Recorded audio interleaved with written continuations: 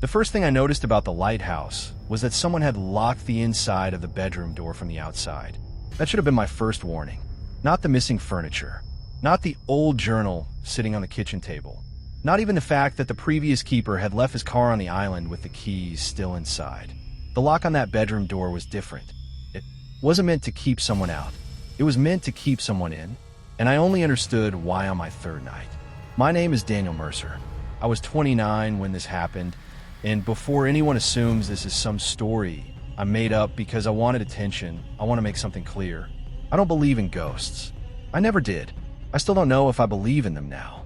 What I do believe is that there are places in the world where humans were never supposed to stay for too long. Places where something has existed long before we arrived. And sometimes when we build structures in those places, we don't discover what's there. We get a way in.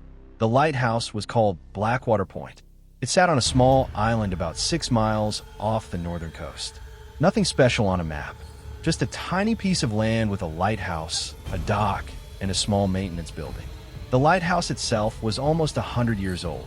The government still owned it, but the automated system had failed repeatedly. The official reason they gave me was simple. Old equipment, saw corrosion, mechanical issues.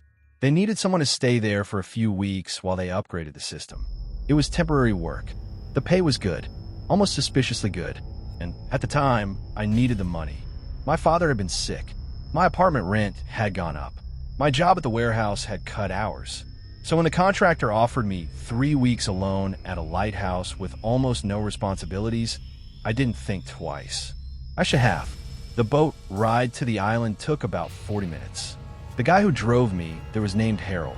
He was older, maybe late 50s. He didn't talk much. Most of the ride was just the sound of the engine and waves hitting the side of the boat. But about halfway there, he finally said something. "You're the replacement?" I looked up from my phone. "Yeah." He nodded. First time, "Yeah." He stared at the lighthouse in the distance. Then he said, "How many nights?" I thought that was a strange question. 3 weeks. He looked back at me. "No." A pause. "How many nights do you think you'll last?" I laughed because I assumed he was joking. He wasn't. The rest of the trip was silent. When we reached the island, he unloaded my bags. There was a small supply shed near the dock. A generator, a few crates, a radio, and a lighthouse. Tall, gray, standing alone against the ocean. It looked exactly like every lighthouse I'd ever seen. That was probably the worst part. Nothing about it looked dangerous. Nothing looked wrong. Harold handed me the keys. There were 4.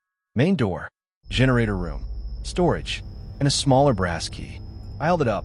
"What's this one?" He looked at it, then looked away. "Don't use it." I smiled. "For what?" He didn't answer. Instead, he grabbed my shoulder. Not hard, just enough to get my attention. "Listen." His voice was low. "If the light turns off, don't go outside to check it." I frowned. "The lighthouse?" He nodded. "Don't." Then he walked back to the boat. I watched him leave. The whole time I was thinking the same thing. What kind of job starts with someone telling you not to leave the building? When I got inside, I started doing what anyone would do. I unpacked, checked the rooms, tested the equipment. The place was old but maintained. The kitchen worked. The heating worked. The bedroom was small but comfortable. There was a desk near the window overlooking the ocean. A notebook was sitting on it. I assumed it was instructions. It wasn't. It was a journal. The first page had 1 sentence. If you were reading this, I'd already left. I turned the page. The handwriting was shaky. "Do not contact the mainland after midnight." Another page. "Do not answer the second knock." Another. "If you hear someone walking above you, remember that the light only reaches the outside." I stopped. I looked up. The lighthouse had only 3 floors. My bedroom was on the second. The light chamber was above me. There was nowhere else. I laughed quietly. I told myself the previous keeper was probably messing with the replacement. Some kind of tradition. A scare tactic. People do weird things when they work alone. I closed the journal. That was when I heard the footsteps. Above me. Slow. Heavy. Walking across the ceiling. I froze. Then I remembered. The light chamber. Right? Someone had to be up there. Maybe Harold forgot to mention another worker. I climbed the stairs. The higher I went, the colder it got. At the top was the lens room. The huge glass lens rotated slowly. The machinery hummed. Nobody was there. I checked everywhere. Nothing. I walked back downstairs. The footsteps started again. This time, below me. I stopped on the staircase, listening. 1 step, 2, 3. Someone was walking up from underneath, but there was no lower floor. The stairs continued down to the entrance. I stood there for almost a minute. Then I slowly walked down. The door was locked. The room was empty, but on the floor were wet footprints. They started at the door and ended at the staircase, like someone had walked inside from the ocean and gone upstairs. I didn't sleep much that night.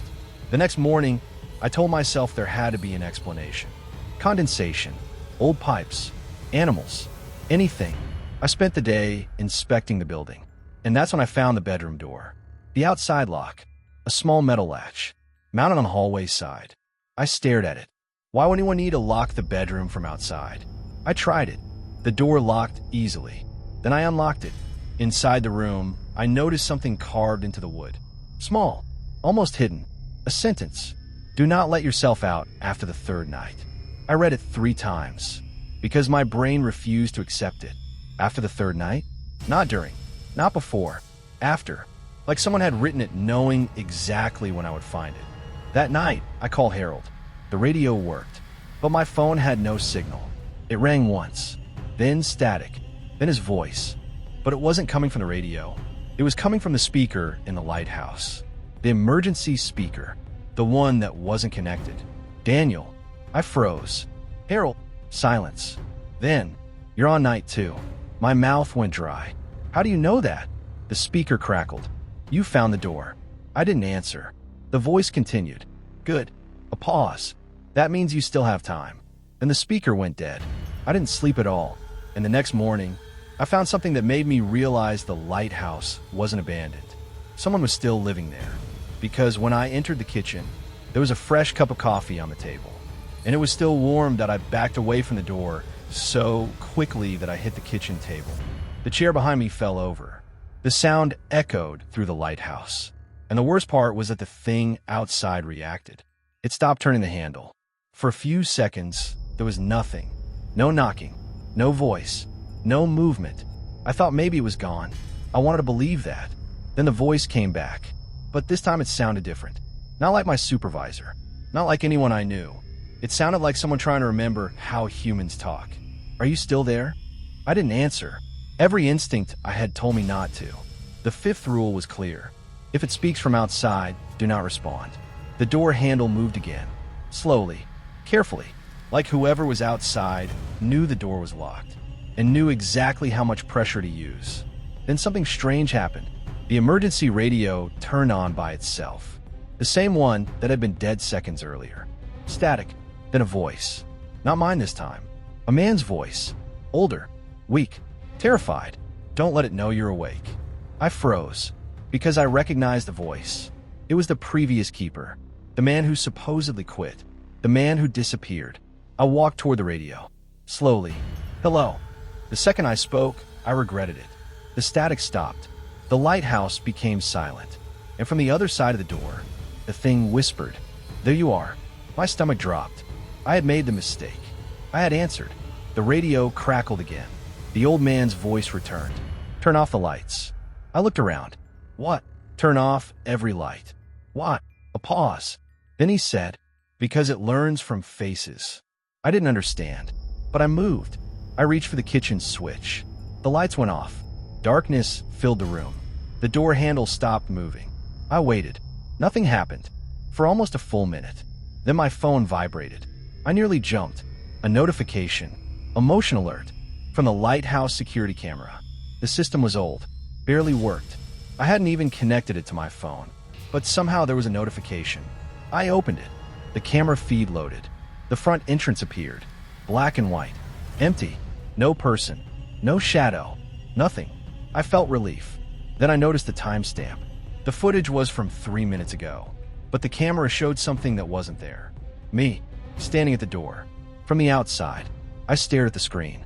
My hand started shaking because the camera angle was impossible. The camera was inside the lighthouse, pointed toward the entrance. It couldn't see the outside, but the video showed me standing on the other side of the door, knocking, looking inside, my own face, my own clothes, my own flashlight hanging from my jacket.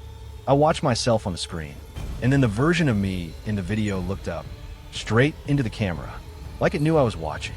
Then it smiled. I threw the phone onto the table. I didn't want to look anymore. The radio went quiet. Then the old man's voice said, "It's not outside." I closed my eyes. No. A pause. Then, "It's never been outside." I felt my chest tighten, because I suddenly remembered something. The first night, when I heard footsteps upstairs, I assumed someone was inside the lighthouse. But I never actually checked. I never saw anyone. I only heard it, and every sound I heard came from above me. Not from outside, not from the rocks, not from the ocean, from the lighthouse. I looked toward the staircase. The dark staircase. The one leading to the lantern room. The tapping started again. 3 knocks. From above. But this time, there was something different. The tapping wasn't on the glass. It was on the wooden stairs. Like someone was slowly walking down and tapping each step with their hand. One step, another, another, coming closer. The radio whispered, "Whatever you do, static. Then, don't let it reach the bottom." The footsteps continued. Slow, patient. The thing wasn't rushing. It didn't have to, because it knew something I didn't. There was no exit. The lighthouse door was blocked. The windows were too high, and the only staircase was the thing coming down. I grabbed the emergency flare from the cabinet. I don't even know why. Maybe because holding something made me feel less helpless. The footsteps reached the last few stairs, then stopped. I couldn't see anything. The darkness was too thick. I pointed the flare toward the staircase. My hand was shaking. "Who are you?" I asked. I don't know why I said it. Maybe because fear makes people do stupid things. For a few seconds, nothing answered. Then a voice came from the stairs. My voice, but older, broken, exhausted. "I told you." A pause. "I told you not to come here." The flare slipped from my hand. Because the voice wasn't just similar. It was mine, but older. Like hearing myself after decades. The figure stepped down one more stair, still hidden. And then it said something that made me understand why the previous keeper left. Why everyone before me disappeared. Why nobody stayed. It said, I wasn't the first keeper. Another step. I wasn't even the last. Another step. I was just the one who realized the lighthouse wasn't keeping something out. The darkness moved. Closer. It was keeping something in. And then the emergency lights came back on. For 1 second. Just one. Long enough for me to see the staircase. There was nobody there. No person. No creature. Nothing. But on the final step was my jacket, the one I was wearing, covered in salt water. And hanging from it was my employee badge. Except the name on it wasn't mine. It said, Keeper, year 1998. I didn't sleep. I didn't leave. I couldn't, because the front door finally opened by itself. Slowly, the outside was waiting. The ocean was there. The rocks were there. Everything looked normal, except for one thing. There were footprints in the wet sand, leading from the ocean to the lighthouse, not away from it, toward it. And there were 2 sets. One belonged to me. The other one was barefoot and much older. The second set stopped at the door, like whoever made them had entered, like they had been inside the whole time. And then I heard something behind me. From the lantern room, the light began rotating. Slowly. The old mechanism hadn't worked in years, but it started turning. And through the window, the beam crossed the ocean. Once, twice, 3 times. On the 4th rotation, the light stopped, pointing directly at something far out in the water. Something that shouldn't have been there. A lighthouse. Another lighthouse. Miles away, on a stretch of ocean where every map showed nothing. And from that distant light, a signal flashed 3 times. Then my radio turned on. A voice came through. My voice, but younger. The version of me from before I arrived. It whispered, whatever you do, static. Then, don't answer when they offer you the job. And the transmission ended. Because at that exact moment, my phone received an email. A new email from my supervisor. The subject line was, congratulations on becoming the new lighthouse keeper. And the message only contained one sentence. A sentence that I knew I hadn't written, but somehow it was sent from my account. It said, "Don't worry, I understand the rules now." I stared at the email for almost a full minute. I didn't blink. I didn't move, because there was one detail that bothered me more than everything else. The message had been sent from my email address, my account, my phone, my name, but the timestamp was wrong. It said, "Sent, October 14th, 1998, 3:12 a.m. I checked the date on my phone. It was current. The year wasn't 1998. It wasn't even close. I looked at the screen again. The email was still there. Not loading, not glitching, just sitting in my inbox like it had always existed. I took a screenshot. Then I immediately regretted it, because the moment I captured it, my phone showed something impossible. The screenshot wasn't of the email. It was a photo of the lighthouse, taken from outside, at night. And in the picture, there was someone standing in the lantern room, looking down at me.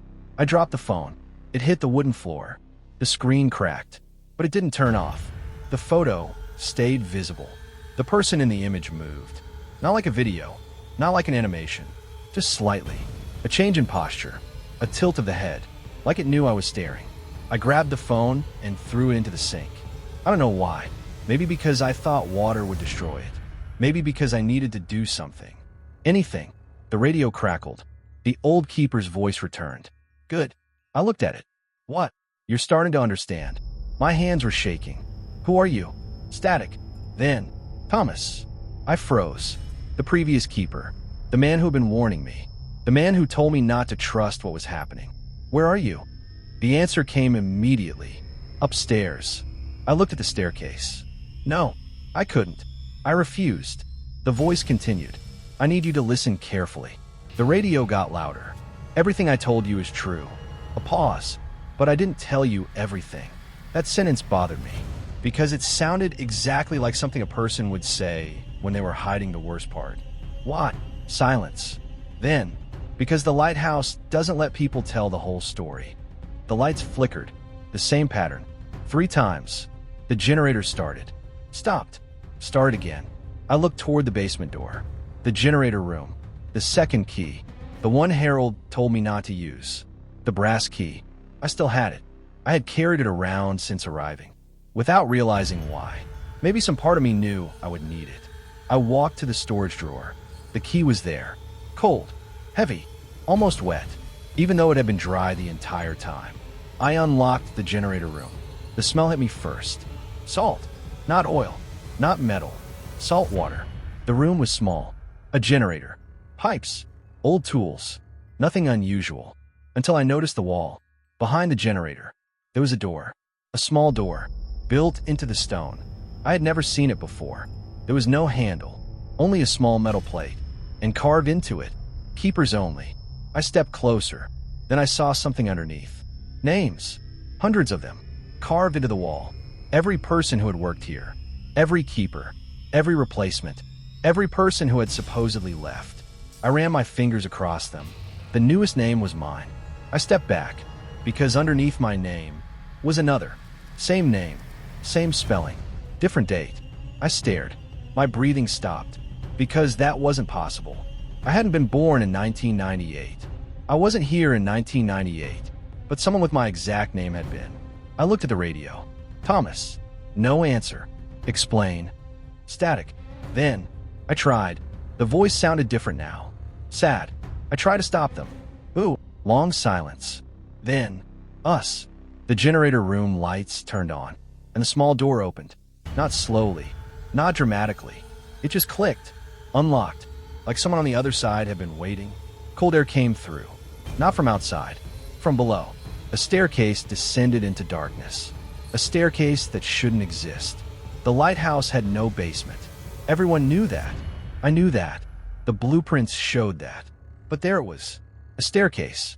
Going down. The radio whispered, "Do not go down there." I almost laughed, because every warning I had received came after I was already in trouble. Every rule existed because someone had broken it. And every time I followed the rules, I learned another secret. So I grabbed the flashlight, and I stepped onto the first stair.